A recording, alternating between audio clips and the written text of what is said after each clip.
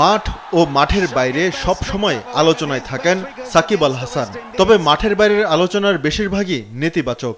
তার মাঠের পারফরমেন্সের কারণে বারবারই সাকিবের এসব কর্মকাণ্ডের বিষয়গুলো ভুলে যায় মানুষ। তবে এবার মাঠেও যেমন বিবর্ণ সাকিব, তেমনি মাঠের বাইরেও রয়েছেন বিপদে। সাকিব যেসব ব্যবসায় জড়িয়েছেন সেসব নিয়ে যেমন অভিযোগ রয়েছে, তেমনি শেয়ার বাজারে যুক্ত হয়েও নিজেকে সঠিক পথে রাখতে পারেননি।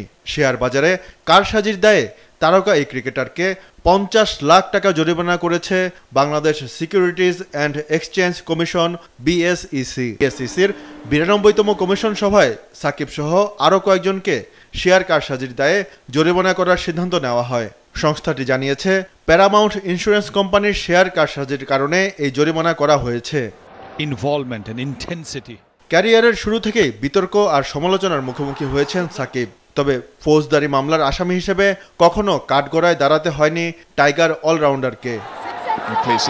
সম্প্রতি তার নামে হত্যা মামলাও হয়েছে, তাই জামিন পেতে হলেও যে কোনো সময় তাকে আদালতের কাঠগড়ায় দাঁড়াতে হতে পারে। বর্তমানে ভারতে দলের সঙ্গে রয়েছেন টাইগার অলরাউন্ডার।